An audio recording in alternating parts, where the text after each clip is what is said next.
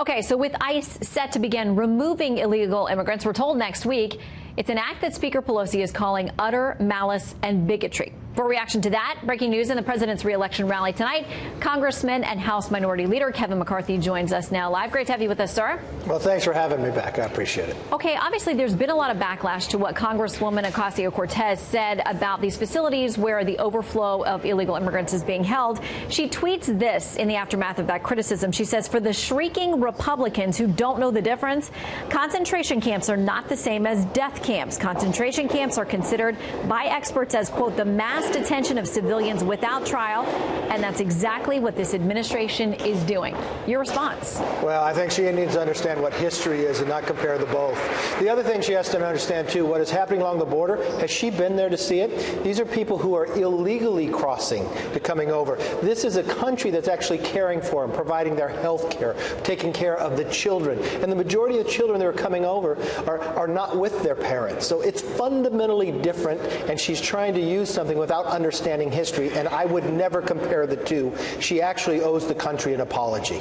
Well, we'll see if you get it. In the meantime, we understand that there's a package coming together, at least over on the Senate side. Now, we're getting word tonight that Senators Shelby and Leahy may have worked out something, a tentative agreement on $4.59 billion in supplemental appropriations. A lot of this to go to what a lot of people, including the New York Times and a number of Democrats, are calling the humanitarian crisis at the border. But we're also getting word tonight, potentially, that there are riders or other things that Democrats would like to tuck into some of this funding that Republicans, frankly, find kind of controversial, so-called poison pills. Will this package come together? Well, I hope this package will come together. We were close to do this on the House just a little bit ago when we were doing the supplemental, but the challenge really were the Democrats. The Democrats, whether it's funding for security, whether it's funding for the children, continue to say no. 15 times they voted no. I'm fortunate in the Senate they're actually taking action because they need these resources to actually do the job along the border. And I believe we'll read through it, we'll make sure that there are no poison pills, and hopefully we can vote it as a standalone and get this to the president's desk because it is desperately needed. Is there enough bipartisan support? Because as I said, I mean, when you have the New York Times and a number of Democrats saying, as you all have said on the other side of the aisle, that there is actually a crisis here that needs immediate attention, funding, personnel, all of those things, is there bipartisan will to get at least this package done? You know what? The New York Times didn't even editorialize this on once, they did it twice. The unfortunate part is the entire country knows there's a crisis, except the Democrats inside this House. The Judiciary Committee hasn't marked up anything that they would go back again with whatever impeachment and other things they want to do and not focus on the border itself. I believe there are enough votes to get this done. Unfortunately, the House has not done it in this new majority, but I believe the Senate can get it done, move it to the House, and we can move it to the president's desk. I will tell you, on this side of the aisle, we will vote to make sure we have the resources to move forward.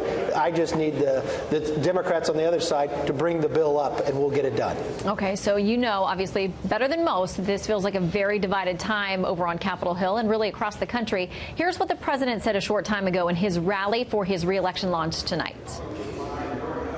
Many times I said we would drain the swamp, and that's exactly what we're doing. And that's why the swamp is fighting back so viciously and violently.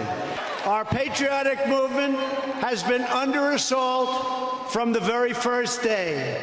Our radical Democrat opponents are driven by hatred, prejudice, and rage. They want to destroy you, and they want to destroy our country as we know it. Mr. Leader, you know that that's exactly what folks on the other side of the aisle say about you, about other Republicans, about the president, that you are full of prejudice and hatred, that you are radical, that you want to destroy the country. I mean, where is there any ground to work together on big issues like immigration that the country as a whole is suffering from this unresolved issue? Well, the first thing I have to see, what has this president actually done? We have the greatest economy in the last 50 years.